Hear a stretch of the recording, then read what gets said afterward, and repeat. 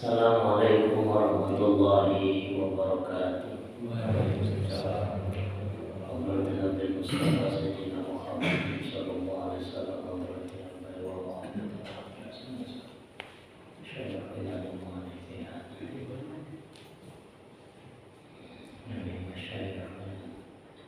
Al-Fatihah. A'udzu billahi minasyaitonir rajim. Bismillahirrahmanirrahim. Alhamdulillahirabbil alamin arrahmanir rahim maliki yaumiddin. Iyyaka na'budu wa iyyaka nasta'in ihdinas siratal mustaqim. Shiratal ladzina an'amta 'alaihim ghairil maghdubi 'alaihim waladdallin. Amin. Alhamdulillahirabbil alamin wassalatu wassalamu ala asyrofil mursalin Sayyidina wa maulana Muhammadin wa ala alihi wa sahbihi ajma'in wa ba'd. TKM Masjid Al-Khairiyah, Ustaz Bukhari, guru saya, para bapak-bapak, ibu, jamaah yang dirahmati Allah Subhanahu wa taala. Kita mulai saja taklim ini. Kajian ini membahas tentang air, melanjutkan materi yang pertemuan pertama. Itu air ada 4. Yang kedua sudah kita bahas, air yang tohir, mutahhir, suci dan juga bisa untuk mensucikan, bisa buat toharo. Yang kedua air yang tohir, mutahhir tapi makruh, air yang makruh dipakai tapi bisa untuk dipakai toharo, air yang terkena sengatan matahari. Nah sekarang yang ketiga, Bismillahirrahmanirrahim. Al-qismu tsalits tahirun ghairu mutahhir wa huwa al-ma'ul musta'mal. Yang ketiga adalah air yang suci tapi tidak bisa untuk digunakan untuk mensucikan, artinya buat toharo nggak bisa. Itu ada 2. Yang pertama adalah ma'ul mustakmal, air mustakmal. Air mustakmal itu adalah air yang telah digunakan ketika kita melakukan telah digunakan untuk tohar, raf'u hadas atau menghilangkan najis. Air bekasnya kalau memang tidak berubah itu mustakmal. Kalau berubah maka itu disebut mutanajis, air yang terkena najis. Jadi mustakmal itu merupakan sesuatu yang ketika kita pakai itu hal yang sifatnya fardu wajib, itu mustakmal. Kemudian yang kedua, syarat kemudian disebut mustakmal itu adalah dia sudah jatuh dari anggota wudu ataupun mandi kita. Jadi kalau masih orang wudu itu airnya masih di sini di wajah belum netes, itu belum mustakmal. Yang netes itu belum mustakmal. Dan digunakan untuk ibadah yang sifatnya fardu. Kalau praktek wudu yang dihukumi fardu itu adalah wajah. Yang kedua adalah kepala, kemudian tangan, kemudian kaki. Nah, 4 ini yang dihukumi mustakmal. Itu pun pada basuhan pertama maka disebut mustakmal. Nah, kalau yang kedua dan yang ketiga itu karena dihukumi sunnah. Kemudian bagian kedua daripada air yang tidak mensucikan ini adalah wal mutaghayyir, air yang berubah. Berubahnya ini bima khalaqahu minat tahirat, disebabkan bercampur dengan sesuatu yang suci.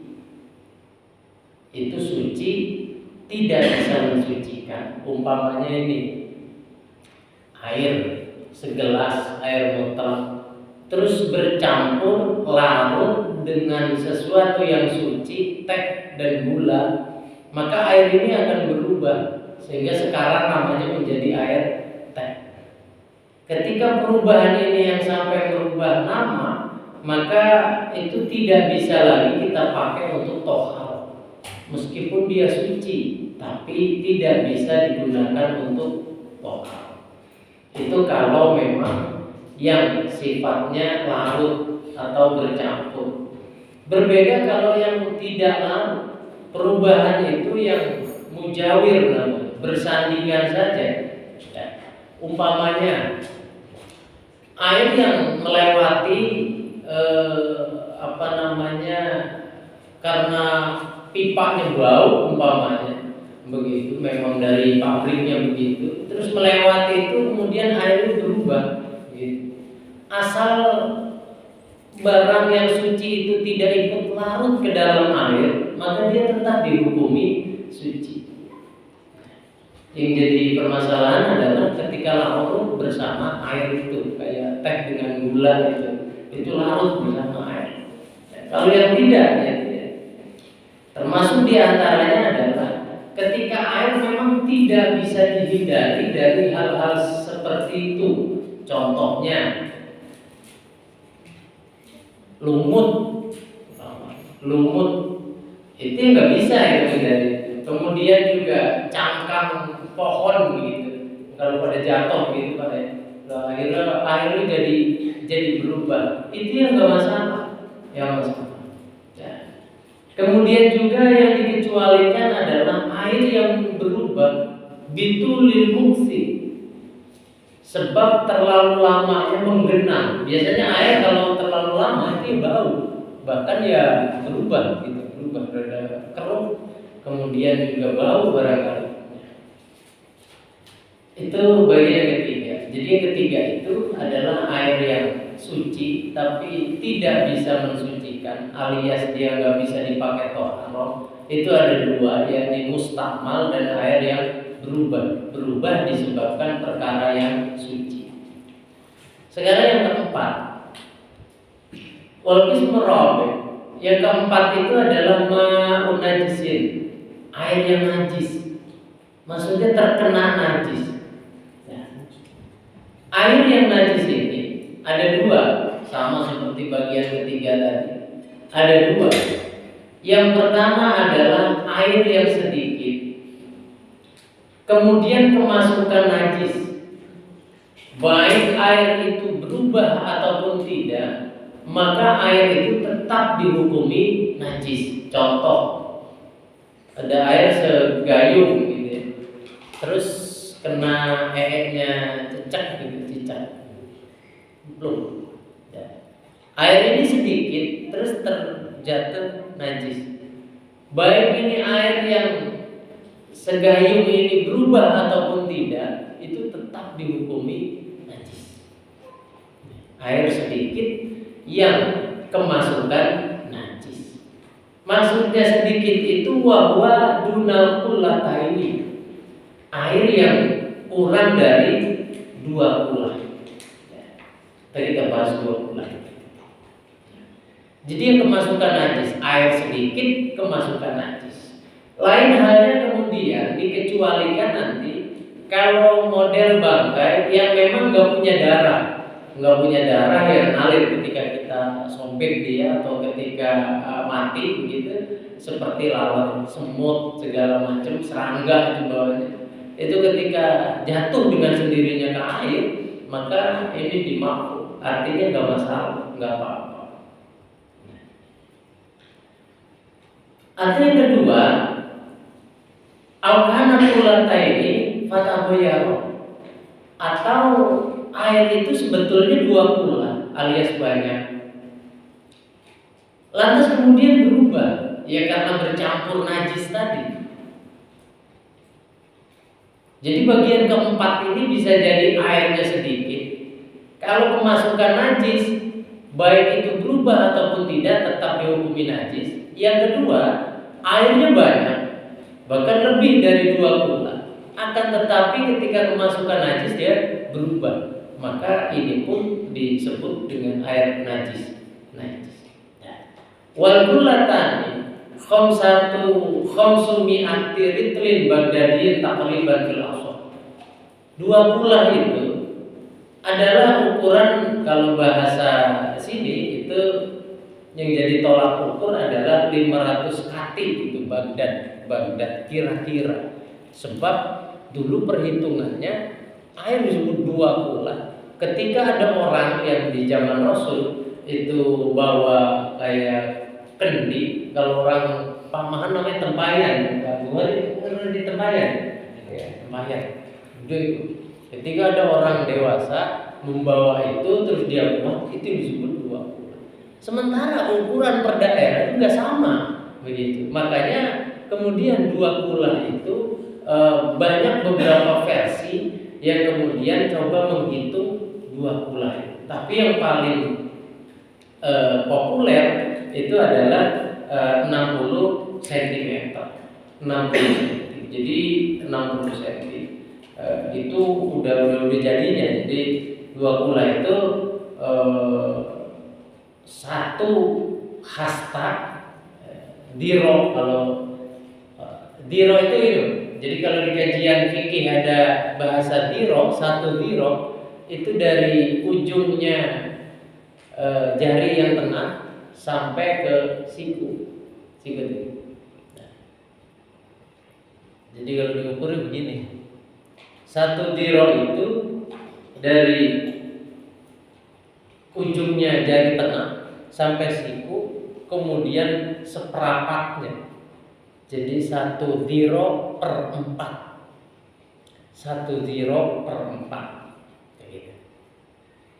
Nah, kalau 1 diro dibuat cm, gitu, itu 48 cm.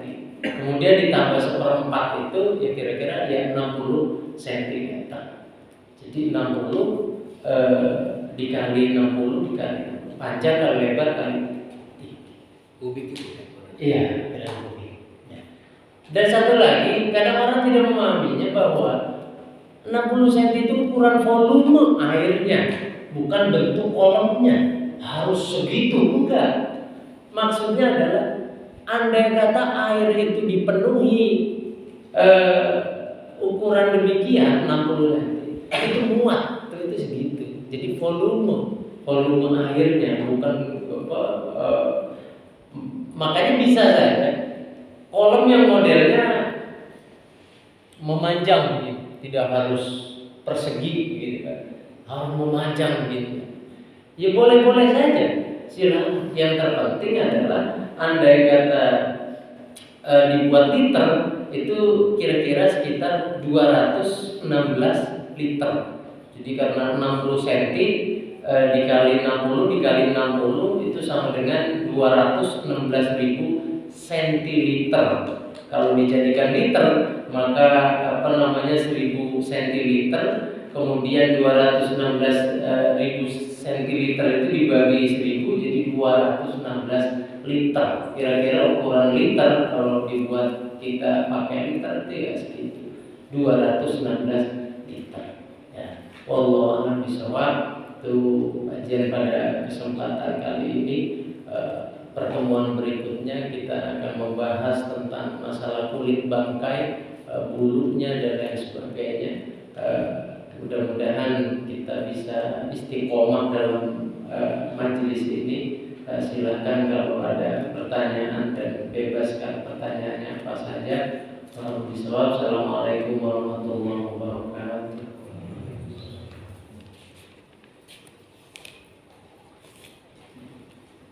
Nanya apa? Assalamualaikum warahmatullahi wabarakatuh. Waalaikumsalam. Pertanyaan saya untuk masalah air yang suci